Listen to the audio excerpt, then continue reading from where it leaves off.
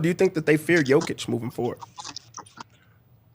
If they don't, they better get their minds right.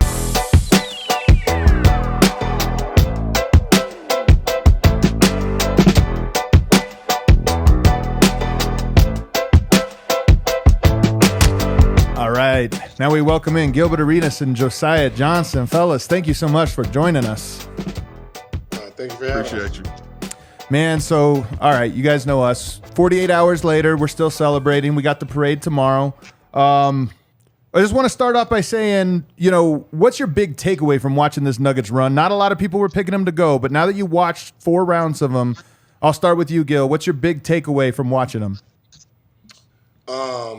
Very complete team. It's not a surprise that they did win the championship when you look at who they've lost to in the last 3 years. They've lost to the team that won the championship and the team, well, 2 teams that won the championship and 1 team who went to the championship. So when you added Murray back to that lineup, I don't think anybody realized that they would have been the contenders. But, it's a very, very complete roster. Yeah. What about you, Josiah? Man, just shout out to Mike Malone, what he's been able to build over there. The knock on Joker previously, when they were the 6th seed or whatever that was, I think when he won the MVP, is that, he didn't have the squad and the resources available to do it. Now he's got Jamal Murray back, got that great core unit and reserve guys stepping up and doing their thing. So obviously it was painful to watch the Lakers lose in the minimum amount of a games allowed for a team to advance to the finals. But if anybody had to win the championship, I'm happy it was y'all. I got the luxury of talking to Josiah at Summer League last year, and he was pretty high on the Nuggets as one of the 5 teams that he felt could win it all this year. This is a question for both of you guys. Like, at what moment do you guys think that it changed where you just felt like, hey, they really have a chance to win it all? Like, this is a complete or really good team. I wasn't on them at the beginning because Laker fan. But once they held on to that spot throughout the season, and you realize, man, this is Murray's back. This team might actually be very good. When Katie went to Suns, you put them in front of Denver, not realizing when you look at Denver's roster, no matter who you threw at them, they were actually a complete team. And once the playoffs started, it was one of those things where you want to stay out of their way. With the Lakers, like, I don't want them first round. Let's try to get to that 7th seed and set up that 8th seed and see if we can get to them. And hopefully by then they'll be worn down. Yeah. Definitely think that Suns series, man, showed a lot. Obviously, Suns were the paper champs after they made that KD trade. They didn't really have the bench to obviously support that. But watching Nuggets win those first 2 games and the Suns tying it up, and then, y'all got the next 2 on them to win that series 4-2. And then just watching Lakers squad. Lakers, I think, played a solid series even though they got swept. But y'all just had answers for everything. So, it was times where you were looking at those games like they would hold on and get the dub. Joker would put up some crazy stuff and it would go in, and you just really got to see just how, dynamic his game is and how much stuff he's able to do on the floor. All right, so I got to open this up now because Michael Malone was feeling himself this whole playoffs. Every time he went to the podium, he was feeling himself. And I think a lot of people, you could look at it and say he was being a little whiny. Why is nobody talking about us? Why are you talking about the Lakers, this or that? Or you could look at it the way I do. First of all, I think he was talking to Nuggets fans. He wasn't talking to anyone else, I feel. But he was talking shit. And people were focused in on the whiny part, but it was game 1. Nuggets win game 1 against the Lakers, and he comes out here and goes, oh, you think we're afraid of the Rui adjustment? I was surprised people keyed in on the whininess and didn't key in on the fact that this guy was 1 game into a series and was already writing checks. Which way, and I'll start with you, Josiah, which way do you feel about it? Were you annoyed at the whininess, or were you kind of like, you know what, I respect it. He's putting himself out there. Well, strategy. I mean, obviously I'm on the other side of that, so annoyed by anything he would have said, positive, negative, whatever it may have been. But definitely strategy to motivate the team, keep them excited. Even the stuff in the finals, nobody's still talking about us, kind of just that whole mentality you had. And I think the team adjusted to it really. Look, when you write checks and you cash them, you can do whatever you want. So it worked out. So, more power to him. But Gil, is that crazy for a coach to go into a playoff series 1 game in and talk the way he did? Not if you Not if you really understand what. I think he really knew what he had. I mean, you know your first series against the Timberwolves. You know, Ant-Man had what 31 a game. Yeah. Rudy Gobert was at 15 and or 16 and 12, and Cat was 18 and 10, and Michael Conley played well, and you walk through that team, and then you got Devin Booker averaging 30, KD averaging 27, 28, and you walk through them, right? You're looking at the Lakers like, what do you guys really have that actually scares us? Like, yeah, you got LeBron, but I played two guys who average damn near 30. So what are you going to bring to this series that really scares me? Right. And I think that's what we didn't really pay attention to. Like once we lost, we realized, they won a championship. Right. I love the we also, even from Gil. I expect it from Josiah, but even from Gil. My question is, will players fear Denver, like moving forward? Do you think they fear Denver? And also, do you think that they fear Jokic moving forward? If they don't, they better get their minds right. I mean, it's hard not to fear to average a triple-double in the playoffs, 10 triple-doubles this postseason, the 30-20-10 game in the finals. So just seeing all the things that you can do on the court. No. Y'all didn't lose a game, or y'all lost all the games where you put up more than 40, but a guy that's just so dynamic out there that can get his other teammates to rock, get everybody involved, playing kind of like a point center position. So, we respect y'all now, definitely coming for y'all next season. So enjoy it now, enjoy the parade and all the festivities. Talk all your trash now, and we coming back for you. Hopefully LeBron's foot's better, and this Lakers squad can add another piece or two, and we'll be ready for business. Oh man, it was the foot. I didn't realize it was the foot. But Gil, for real. Yeah. Josiah got that foot down pat. Like when you talk about it was janky. When you talk about no, but Gil, when you talk about fear. Yeah, go ahead. Sorry. I was saying when you talk about fearing Joker, I don't think anyone fears him, because what you fear is someone scoring the 40 and 50 on you, right? No one's looking at, his rebounds. That's just like, someone has to get him. And then when it comes to assists, no one really cares about someone dropping 15 dimes on you. Like, I've never seen someone like, oh man, I can't sleep because I'm playing against Jason Kidd, who's going to have about 20 assists, right? So those are the stats that really go uncounted for. So no one looks at Joker's whole package and says, well, I mean, he's bringing in about 60 to 70 points. That's what you fear, right? They'd rather fear someone who brings in 40 points, because the 40 points is what I got to defend. I don't have to defend the 10 rebounds or the assists. So what he's great at, no one can really stop him from doing. You can't stop him from rebounding, and you can't stop him from getting his teammates involved. The only thing you can stop him from is scoring on you, but he picks and chooses when he's going to do that, and that's a guaranteed anywhere from 18 to 30. Right, it's just one of those things, So 18, 18 and 14, you're like, he killed me tonight. Right. Even 30, to be honest. I mean, a guy puts 30. It kind of happens every night in the NBA, but that's why I think what you're getting at, it reminds me a lot of, Kobe and LeBron are two of the greatest we've seen in the last 20 years. But it seemed like people feared Kobe a lot more, and I always thought it was because of that. There's nowhere to hide when it's 40 points and you're the guy with the hand up. Whereas if a guy drops 60 assist points on you or whatever, hey, we all got cooked tonight. And that's exactly how people judge, like, I fear you. They fear it because that is happening directly on them. Like, your 81 was on Jalen Rose, right? Yes. It wasn't, what I mean? So it's one of those things where I'd rather someone just score, 20, and, 20. Like, I'd rather 20, and 20. I can sleep at night. He had 2 buckets. Yeah. Maybe 5 and some free throws. That's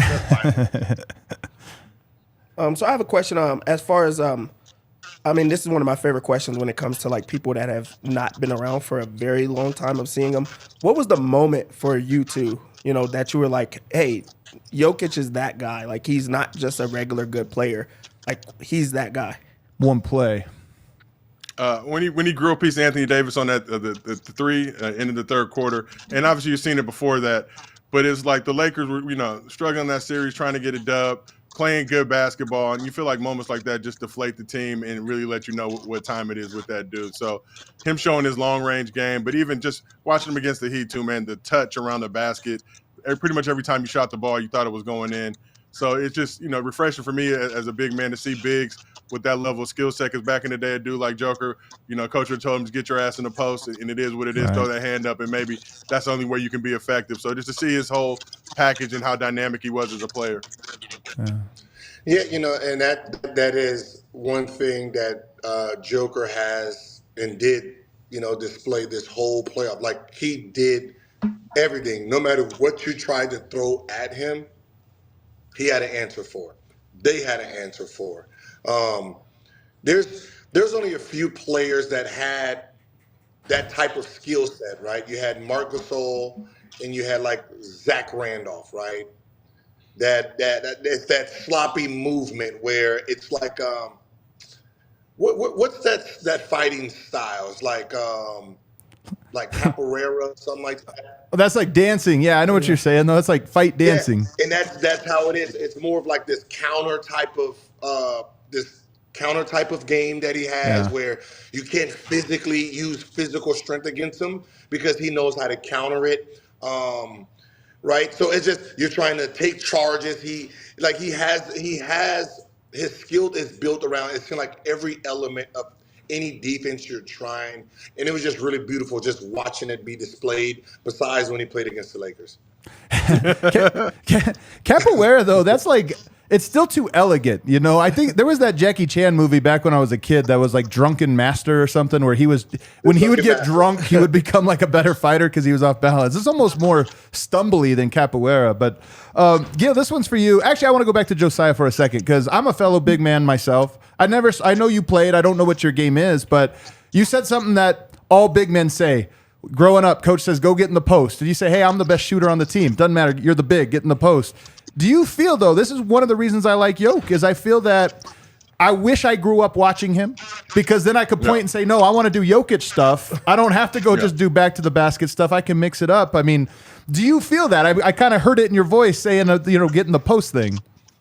Well, I mean, back then that's what it was. But you look at guys like Kevin Durant and just the anomalies they are, and you think about them dudes 25, 30 years ago, how coaches would have treated them.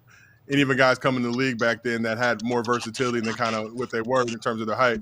But I think it's a testament to this European style of play, getting guys to work on different positions, allowing them to work on ball handling, shooting.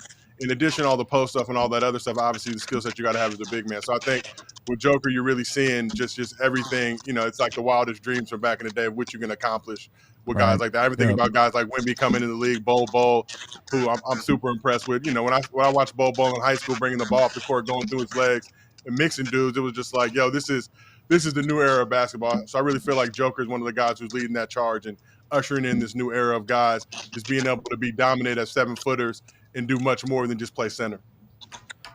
Gil, what do you think the perception around the league is of Jokic, and what do you think it'll look like moving forward? And then to piggyback off of that, why do you think it's so easy for people to like double and triple down of just basically still not giving him his flowers? One is because it's the European style, right? That's what I said. We had Marc Gasol, we had Dirk, we've had Paul Gasol, that had that the not so American tough man basketball, right? No matter how we looked at Paul Gasol and how he played, we considered him soft. Right. But he gave us buckets, right? And Mark had the same game, but he was considered the tough Gasol brother. And he had that great feel around the game. But with Jokic, no matter how you try to play him, he combats it all. And I think that because it's not the flair of dunking and all these incredible style moves, and it's more like a big man guard, the big men don't want to accept it. Right. Because they know what's going to happen. What's going to end up happening is more big men are going to be like this, and they're going to average the same amount of 30. They're going to get the rebounds. They're going to add an element that's going to remove the natural big, just like the point guard with Steph, right? He's 5. He has, 5,000 points, and the leading is like 15,000. I mean, he needs 20 more seasons to get that. But he's going to replace it because of the points and all those scoring stuff that just over trumps, the John Stocktons and the Magics. So, and I think that's what Jokic is going to do, is he's going to have the same amount of points as a Shaquille O'Neal, same amount of rebounds as Shaquille, but then you're going to hold this assist number over him, and it's going to just wipe out, just the old style bigs. And I think that's what they're really afraid of. Yeah. Gil, you were a second-round pick. Jokic is a second-round pick. And I always wonder, you're probably the best person that could speak to this, but I always wonder, was it inevitable that Jokic would become great? Or, if you're a lottery pick on a bad team, even if you suck, they're going to play you a lot of minutes. But as a second-rounder, you got to break in, you got to earn trust. It took a while. Do you feel it was inevitable because of how talented Jokic clearly is? Or do you feel like, no, man, even still it took breaks? No, with his skill set, it didn't matter where he got picked, 1 or at the end of the draft. As long as you put him on the court, his dominance was going to show. Him going in the second round didn't have nothing to do with him. It had to do with the system what the NBA has. The NBA has a one-on-one system or by yourself system. Now, when you take Jokic and say, all right, play basketball by yourself, one on zero, what is he showing you that says, all right, I'm going to pick you with the top 10 picks? Nothing. Right. There's nothing in his game from a standpoint of practice by yourself says it stands out as amazing basketball. No one sees this 5-on-5 basketball player when you're looking for an athlete or a hooper that can play great in drills. So that's just something that he falls under the cracks of, that he's a 5-on-5 basketball player, and that's where his skills show. So, I mean, he went to Chicago camp and they said, all right, 5-on-5. I'm pretty sure 2 games into it, they're like, he's a lottery. Right. Yeah. Josiah, would you be in the best social media account online ever? How would you promote Jokic? If you were advising him, knowing that he's not a guy that has social media presence or hypes himself up? I mean, you just play that side of it. I think, we talked about this on Gil's Arena these past couple of days, but you look at him and his demeanor, the quote on not loving jobs, if you like your job, you lie. There's enough gold to mine there with him. You just got to play the other side of it. Yeah, he's not this flashy, dynamic talker. The fact that, you guys won the championship and he's complaining about the championship parade being on Thursday because he wants to get to the crib. But we also talked about this on the show, and what he was dealing with in Serbia in terms of crowds and the flares and all the crazy stuff going on, it's really our fault as Americans that we don't turn up more in basketball games, because you're looking at a Lakers crowd with all those rich people in the stands barely cheering, nobody really going ham, singing songs, doing all type of stuff. And I'm sure he's probably bored. Like, man, I wish the atmosphere was more like home. So we're partly to blame for that lack of marketability as well. But I think with Joker, you just accept the fact that he's a guy that, he's from Serbia. He wants to go back to the crib, and it's understandable. There's a lot of Americans who play overseas that win championships that can't wait to get on the first flight back to the USA. So you figure out a way around it, work around it. No, he'll probably never be that guy that'll be the face of the league, but that doesn't mean he's not going to win tons of championships, MVPs, and keep on cooking. Josiah, you said, flares and stuff. We went to Serbia this last summer. They had a championship game where the stands were empty because they paused the game and kicked everybody out because they were throwing too much stuff on the court. I can't imagine finishing a championship game with an empty stands because people couldn't control themselves. So it's even crazier than just flares. But Gil, this will be the last one I got for you is, do you think he should be the face of the NBA?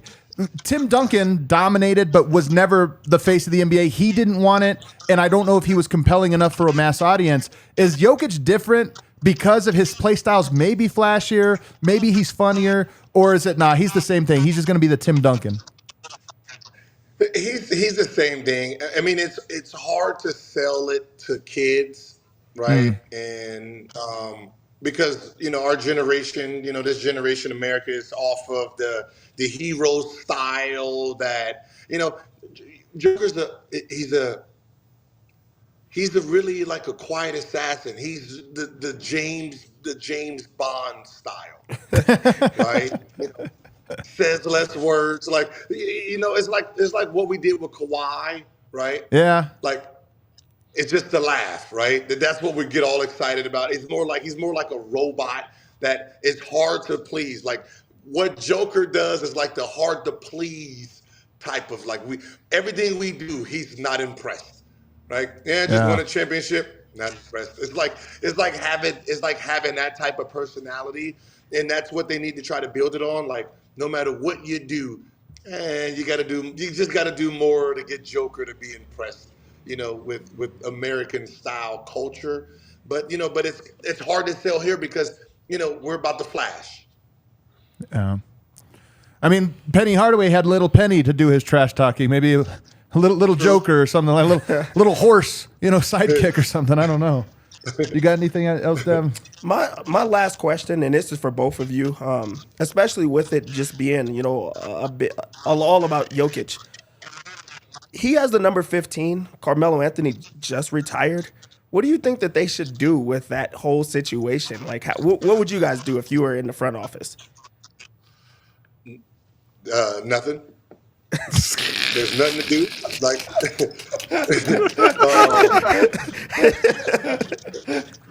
there's nothing to do. I mean, as great as Carmelo was, Jokic got it, and the second round player got it, and he then gave you 2 MVPs with a championship. There's nothing you can do at this point. Melo is just one of those things that. Denver they wasn't mindful of just holding 15 to see what they're going to do with it. A guy got it, and this guy is the best player that ever played in the Denver uniform. So even if he changes his number, when it gets retired, it's Joker. There's nothing you can do. I say give Joker the home jersey, give Melo the road one, put them on opposite sides of the arena.